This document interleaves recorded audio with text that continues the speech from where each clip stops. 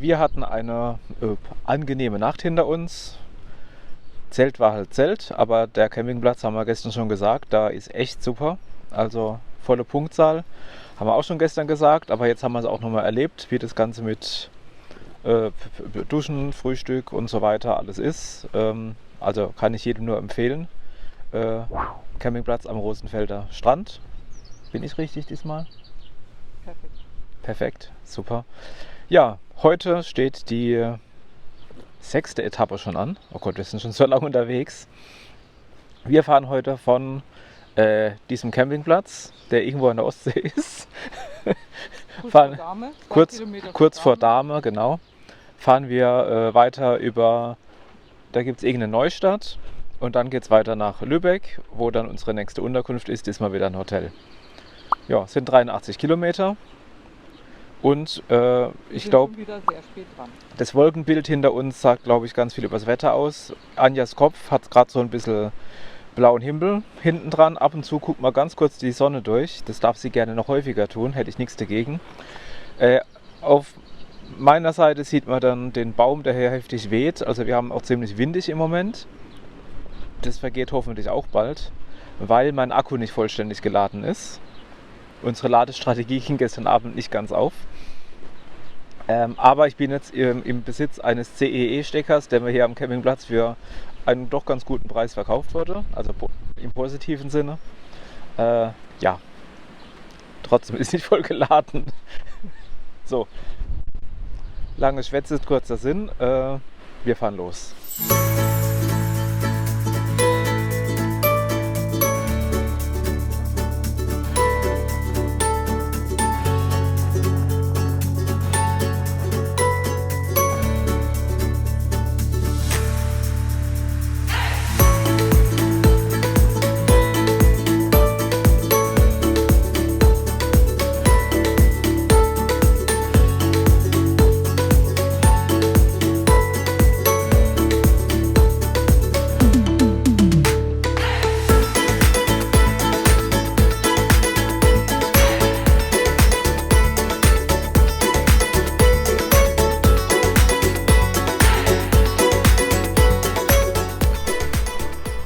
Es hat so schön begonnen mit Sonne, aber es fängt schon wieder an zu regnen, also zumindest stärker zu nieseln. Ja, ich muss noch was richtigstellen. Ja, ich bin verwackelt, ich weiß, ich fahre auf dem Kiesweg, müsst ihr mitleben. iPhone hat keine Bildstabilisierung, wie es aussieht. Also ich muss noch was richtigstellen. Ich habe mich etwas gefrustet angehört vom Zelten, aber das ist natürlich dem Wetter geschuldet, weil die Zelten wissen das, und die anderen können es sich sicher vorstellen, wenn man den ganzen Tag im Regen fährt und ist dann völlig durchnässt und hat ganz klamme Klamotten, dann wünscht man sich doch etwas komfortableres als ein Zelt, was selber vielleicht auch noch ein bisschen klamm ist. Ja, deswegen war ich wohl etwas gefrustet, aber insgesamt, also auch dank des tollen Campingplatzes, wo wir waren, mit beheizten Duschräumen, das ist auch was ganz Neues, hatte ich vorher auch nicht. Es macht doch Spaß. Und ich habe sogar gut geschlafen heute Nacht. Also, alles top. Wenn jetzt noch das Wetter besser wird, dann wäre ich wunschlos glücklich.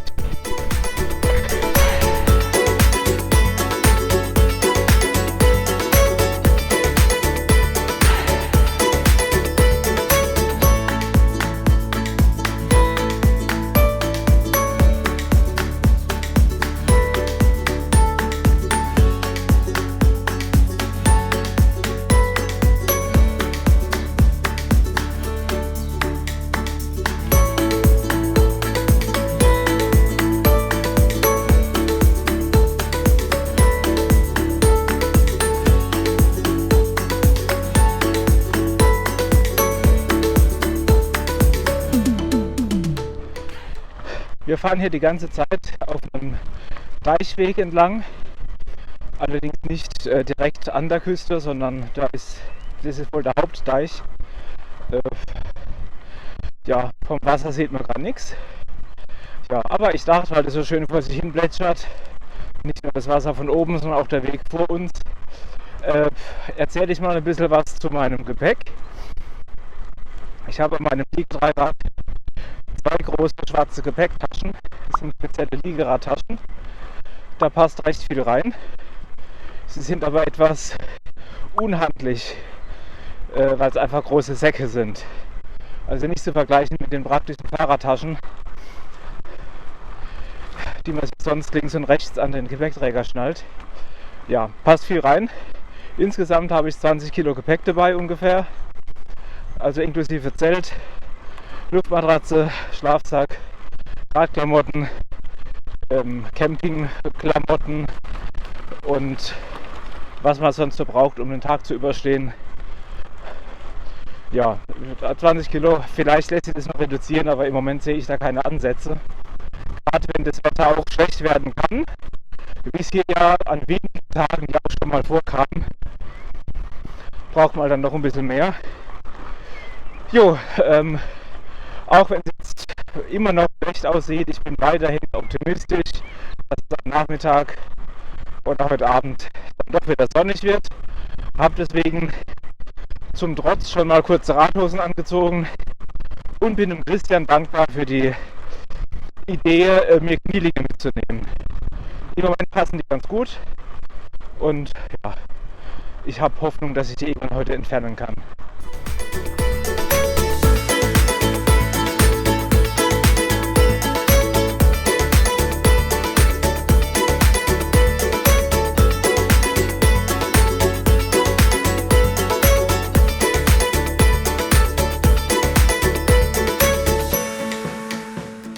Sehr schön gelöst hier, dass auch die Radfahrer mal am Strand fahren können, ohne ständig Mecker von den Fußgängern zu kriegen.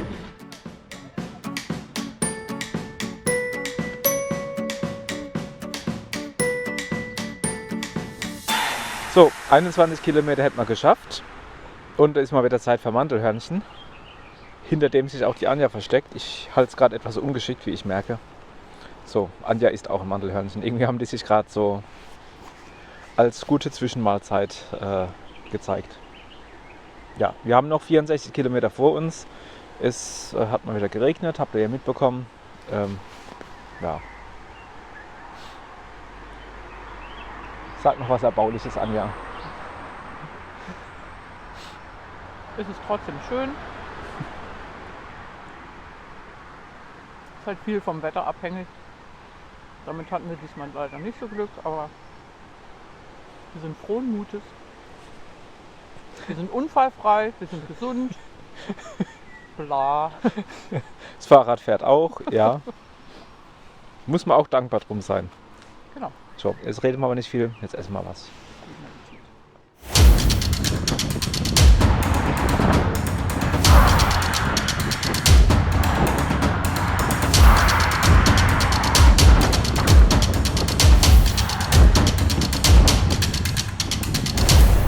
Das war ein offizieller Radweg entlang der B501. Man fühlt sich darauf sehr wohl, hätte man bestimmt auch anders lösen können.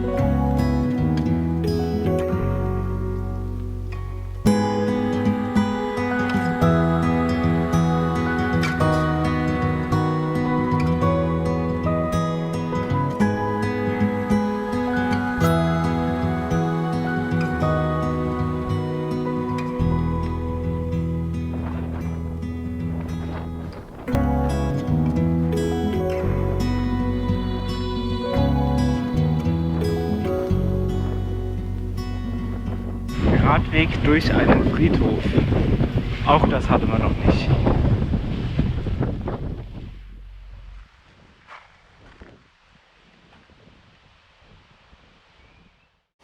So, wir sind wieder am Meer. Mittlerweile kommt auch öfter mal wieder die Sonne raus, auch wenn der Wind ganz schön pfeift. Aber an den haben wir uns mittlerweile einigermaßen gewöhnt. Wir sind kurz hinter Pelzer Haken. Ja, wir sind schön direkt am Meer gefahren. Hier gibt es einige Wege, die direkt am Meer längs führen oder zumindest auf dem Deich, auf der Promenade. Man muss nicht immer irgendwo drunten fahren, wo man nichts sieht vom Meer. Das ist angenehm. Heute Morgen hat es ein bisschen getröpfelt, aber das war zu ertragen. Und jetzt sind wir auf dem Weg zum nächsten Restaurant zum Mittagessen. Fisch habe ich mir immer wieder gewünscht. Ungefähr noch 14 Kilometer, dann gibt es Mittagessen.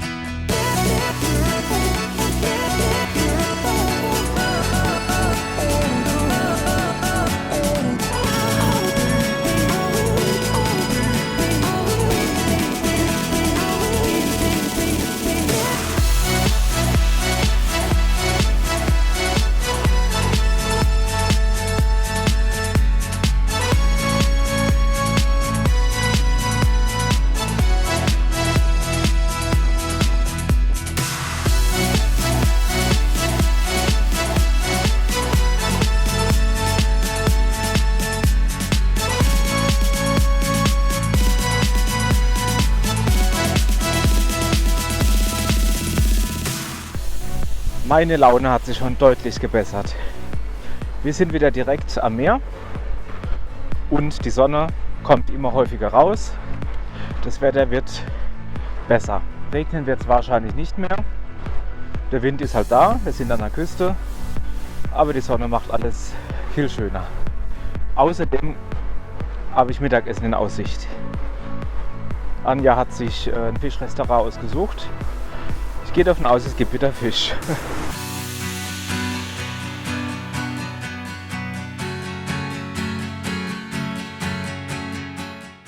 Tja, wenn wir eins können, dann ist es verweilen beim Essen. Da vergisst man ja so schnell die Zeit.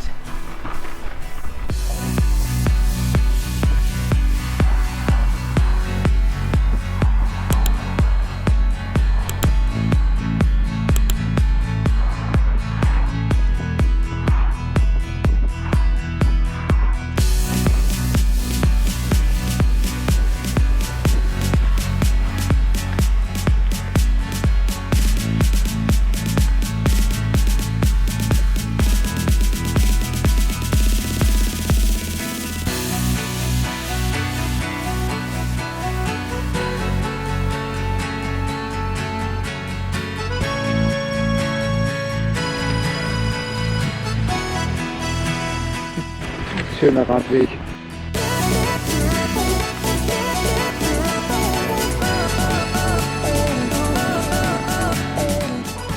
Das nenne ich mal einen Ostseeküstenradweg.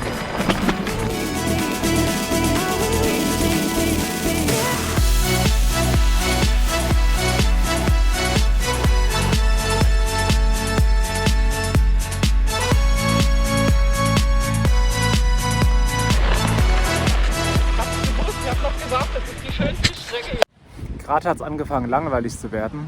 Ständig. Es war also langweilig. Bringt nichts. Gerade als es anfing, ein bisschen einseitig zu werden. Nein! Egal.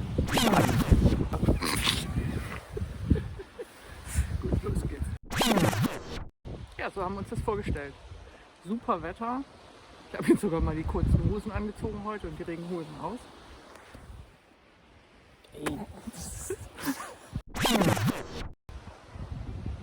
Ich merke, Genau.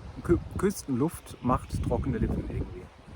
Die ganz schön Schwierige Brillengläser. und schwierige Brillengläser. Genau.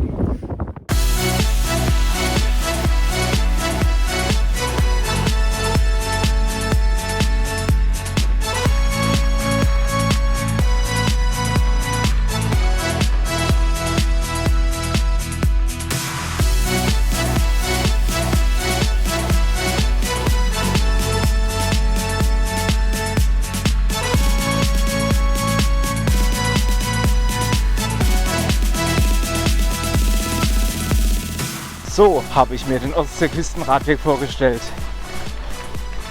Abenteuerliche Wege, direkt an der Steilküste, Blick aufs offene Meer. Herrlich.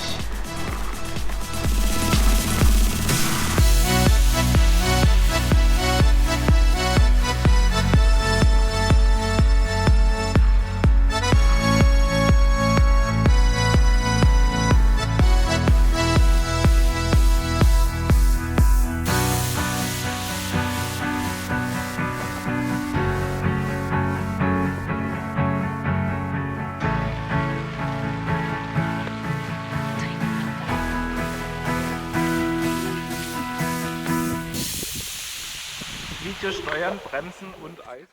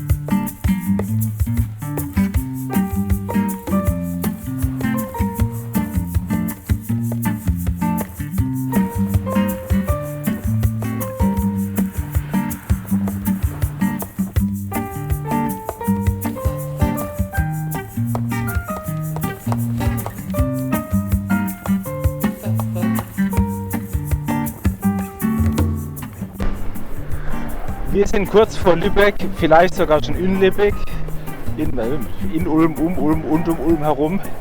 Wir sind in Lübeck oder kurz vor Lübeck. Genau weiß ich es gerade. Ja, wir sind in Lübeck, sagt Anja.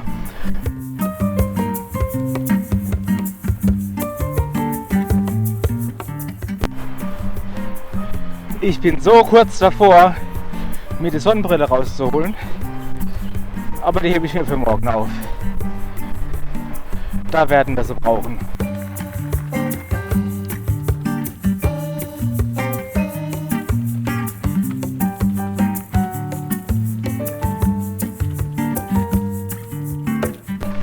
Kurz nach der Großstadtluft fahren wir hier entlang der Bahnlinie auf einem schönen geschotterten oder gekiesten Radweg durchs Grüne. Mit Pfützen.